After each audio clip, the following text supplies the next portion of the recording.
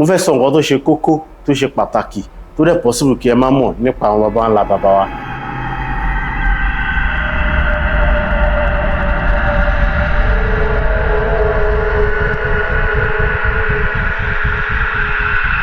Lákọ̀ọ́kọ́ mo fẹ́ sọ bí àwọn baba ńlá baba wa ṣe jẹ́ akíkanjú tó, bẹ́ẹ̀ sì ni nínú fídíò ní ìgbà kan náà give away tó tó, ẹ má ti jẹ́ kí n sọ iye tó tó torí mo fẹ́ kẹ́ fetí balẹ̀.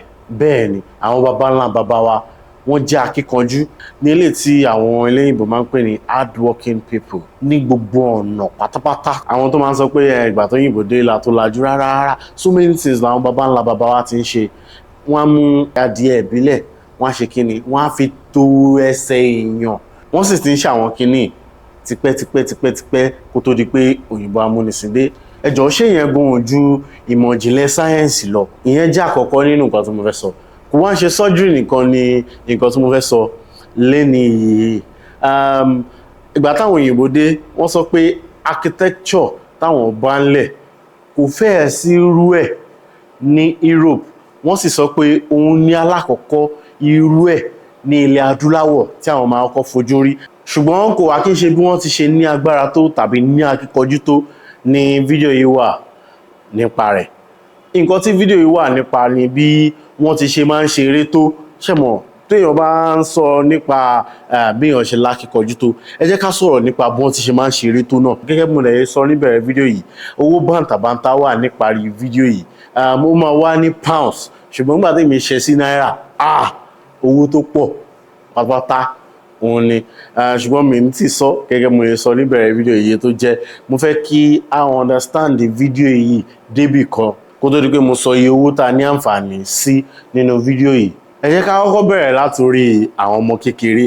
Àwọn ọmọ kékeré ní oríṣiríṣi ọ̀nà tí wọ́n máa fi ń dára wọn lára yá ní ìgbà ìwáṣẹ̀. Àkọ́kọ́ ni ìtàn, bóyá ìtàn àròsọ ni àbí ìtàn àròjinlẹ̀ àbí ìtàn àdáyébá wà ní ìgbà náà tí wọ́n máa fi ń dára wọn ní ara yá ní abẹ́ òṣùpá.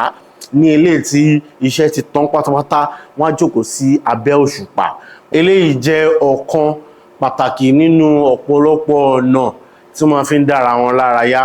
Ẹ jẹ́ ká túbọ̀ sí orí àwọn obìnrin tó máa ń sọ̀rọ̀ pé àwọn obìnrin Yorùbá, àwọn náà ní ọ̀nà pàtàkì tí wọ́n máa fi ń dára wọn lára yá, bóyá ní ìgbà tí àwọn bàbá wọn bá ti lọ sóko ni àbí ní ìgbà tí àwọn ìyá wọn bá ti lọ sọ́jà. Àwọn ọmọbìnrin tó ti bàlágà díẹ̀ tán wà ní ilé tí wọ́n ti máa lọ sóko tàbí lọ sọ́jà, wọ́n ní ọ̀nà táwọn náà máa fi ń dára wọn lára yá. Ọ̀kan lára rẹ̀ ní láńkàlàńkà, ní ilé ìtọ́ tí máa ká ẹsẹ̀ kan sókè tí wọ́n máa ṣe kíni, tí wọ́n máa tọ́ lẹ́ọ̀kọ̀ọ̀kan, tàbí bíi bọ́ọ̀kọ̀ àlùbọ́ọ̀kọ̀ yóò bá yọ ààrẹ, àlùbọ́ọ̀kọ̀ yóò bọ́kọ̀ rẹ, àti bẹ́ẹ̀ bẹ́ẹ̀ lọ. Ẹ jẹ́ ká bọ́ sórí àwọn àgbàlagbà ní ilé tó jẹ́ ọkùnrin, àwọn tó máa ń lọ sí oko ní ìgbà náà. Ọ̀kan pàtàkì lára àwọn nǹkan tí wọ́n máa ń fi ń dára wọn lára yá òun ni ayò títa ní ilé tí a mọ̀ sí ayò ọlọ́pọ́n tó ti wà láti àdáyébá ni. Orí ayò ọlọ́pọ́n yìí gangan náà ni a wá ń lọ torí bí àwọn baba ńlá baba wa bá ti dé ìdí ayò ọlọ́pọ́n ní ìgbà náà, wọ́n á ṣe kí ni, wọ́n á gbàgbé gbogbo ìṣòro tí wọ́n ti ní, tí wọ́n ti dojúkọ, bóyá láàárín ọ̀sẹ̀ ni, bóyá ní ọjọ́ náà ni. Tó bá ti wá débẹ̀, oríṣiríṣi nǹkan ló máa ń ṣẹlẹ̀ ńbẹ̀. Wọ́n á bú ara wọn, wọ́n á bú àwọn òbí ara wọn ní ìgbà míì.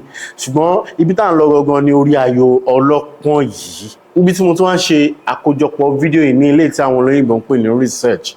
Níbẹ̀ ni mo ti pàdé iléeṣẹ́ kan tí mo fẹ́ràn ohun tí wọ́n ṣe ní ọ̀pọ̀lọpọ̀. Gẹ́gẹ́ bí mo ti ṣe máa ń sọ lórí ìkànnì yìí, ẹ jẹ́ ká mú ìṣe àwọn baba ńlá baba wa, ká ṣe kíni, ká redefine ẹ̀, ká sọ di ohun má ní gbàgbé ní òde òní. Ara àwọn nǹkan tí iléeṣẹ́ ń ṣe nìyẹn. Tó bá yẹ pé ẹ̀yin wá mọ̀ nípa ayò ọlọ́pọ́n dáadáa, ẹ ní òbítíbitì owó láti win nípasẹ̀ fídíò yìí. Báwo lẹ ṣe fẹ́ win yẹn? Iléeṣẹ́ yìí ní ìlànà kan tí wọ́n fi reintroduce ayò ọlọ́pọ́n sí àwùjọ ní òde òní. Ẹ jẹ́ kí wọ́n kọ́ fi fídíò tí mo rí ní orí ẹ̀rọ ayélujára wọn kí ó lè yé yín nípa nǹkan tí iléeṣẹ́ yìí ń ṣe tó jẹ́ àgbàyanu fún mi. So this is how to play the version of Ayo that I was playing at the time. You start off with picking a pebble or pebbles in one of the pods on your side of the board. Then you distribute the pebble or pebbles in your hands, one at a time in each pod in a clockwise manner, until you stop at a pod with no previous pebble or pebbles.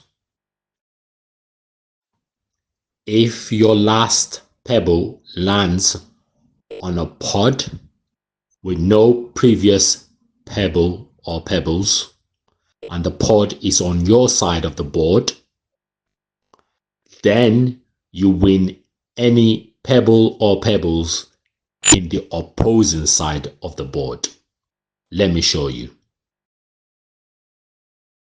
This is my side. Let's say I start from this pod here, and then I distribute in a clockwise manner the pebbles one at a time in each pod. 1, 2, 3. I land here, so I pick this one up. 1, 2, 3. Then I pick this one up. 1, 2. I pick this. 1, 2. Then I pick this and distribute it. 1, 2. Since I landed here and there are no pebbles here previously, I win all of this one. And that's how to play this version of Ayo. Òun náà lẹ ti rí yẹn. Tó bá yẹ pé ẹ̀yin mọ̀ nípa ayò ọlọ́pọ́n dáadáa, tí ẹ bá wá tún lè predict ibi tí ayò tí wọ́n ń ta lọ, ibi tó máa parí sí, tẹ bá lè predict ẹ̀, tí ẹ fi hàn wá, tẹ sọ pé ibi báyìí ló máa parí sí o. Ẹ máa win ara yín ní owó tó tó £10 ní eléyìí tó ju 20,000 naira lọ ilé àbúrò. Just predict. Tẹ bá wá mọ bí tí ayò náà máa parí sí, ẹ lè send ẹ̀ sí inú email tẹ́ ń wò ní ojú móhùnmáwòrán yín yìí. Ẹ send ẹ̀ síbẹ̀. Tẹ bá send ẹ̀ síbẹ̀, ó dá mi lójú pé ẹni alákọ̀ọ́kọ́ tó bá kọ́kọ́ gba bí tí ayò náà parí sí, yóò win ara ẹ̀ ní £10 tí mo sọ yìí. Màá fi blog post yẹn àti website iléeṣẹ́ yìí máa fi sínú description box. Ẹ má gbàgbé pé mo sọ fún yín pé nǹkan tí iléeṣẹ́ yìí wà fún láti gbé àṣà àti ìṣe ilẹ̀ adúláwọ̀ ní àrùgẹ, òun náà ni iléeṣẹ́ yìí wà fún. Tó bá yẹ pé ẹ̀yin tó wá gbọ́ Swahili, ọ̀nà mìíràn tó ṣe pàtàkì fún yín nìyẹn láti fi ṣègbáládùn ẹ̀rọ ayélujára iléeṣẹ́ náà ní ilé tí mo try láti ṣe. Swahili jẹ́ èdè kan tó tún ṣe pàtàkì ní ilẹ̀ adúláwọ̀ ní ilé tí mo rò pé èmi gangan ṣì fẹ́ kọ́. Tẹ́yìn bá kò sí nǹkan tẹ́ fẹ́ fowó yẹn ṣe, ṣùgbọ́n ẹ mọ̀ nípa ayò ọlọ́pọ́n, ẹ jọ̀ọ́ nítorí Ọlọ́run, ẹ bá mi predict ibi tí ayò náà máa parí sí, láti ẹ̀dẹ̀ fi ṣe kíní kẹ́kọ̀ọ́ fi ease stress, kẹ́kọ̀ọ́ pé okay, kẹ́kọ̀ọ́ fi challenge brain yín bí ó tẹ̀ pẹ́ tẹ̀ ti tà gan àmọ́. Ó ti yẹn ọ̀nà kan rèé láti fi ṣe kíni, láti fi recreate ara yín bí àwọn baba ńlá baba wa ṣe máa ń ṣe. Ẹ jọ̀ọ́ nítorí Ọlọ́run, wá ní ẹ̀bẹ̀ kan tí mi gbọ̀ngàn fúnra mi fẹ́ bẹ̀yìn. Ẹ̀bẹ̀ tí wọ́n fẹ́ bẹ̀yìn ni pé tí ẹ bá tún mọ ọ̀nà míì tí àwọn baba ńlá baba wa máa fi ease stress yàtọ̀ sí àwọn nǹkan tá à ń ṣe ní òde òní tó jẹ́ pé àdáyébá ni, ẹ jọ̀ọ́ ẹ bá mi kọ sínú comment section. Inú mi á dùn lọ́pọ̀lọpọ̀ láti kà, kí ẹ jẹ́ ká jọ fi ọ̀rọ̀ jómi tó rọ ọ̀rọ̀ níbẹ̀. Ẹ wò kò ní ju báyìí lọ. Tó bá yẹ pé ìgbà àkọ́kọ́ yín lélẹ̀ lórí ìkànnì Yorùbá pọ́nbélé ni wá máa ń rán wa létí ibi tá a ti ń bọ̀, ibi tá a dé àti ibi tá a ń lọ gẹ́gẹ́ bí ojúlówó Yorùbá, kí ìtàn àṣà àti ìṣe Yorùbá má bàa parun. La fi dá ìkànnì sílẹ̀, a sì pè ní Abinibi, láti máa fi rántí àwọn oríṣiríṣi àwọn nǹkan tí àwọn baba ńlá baba wa ti máa ń ṣe láti ìgbà ìwáṣẹ̀. Kò ní ju báyìí lọ lónìí. Ẹ jọ̀ọ́ ẹ bá mi like fídíò yìí, ẹ subscribe, ẹ share fún èèyàn tẹ́ bá mọ̀ pé ó tún mọ̀ nípa ayò ọlọ́pọ́n, bóyá èèyàn tí ẹ mọ̀ nípa ayò ọlọ́pọ́n, ẹ bá mi share sí ẹni náà láti ṣe kíni, láti jàǹfààní nǹkan tí fídíò yìí wà all about náà ni. Kò ní ju báyìí lọ. Ẹ má gbàgbé láti like ara yín. Ó dàbọ̀.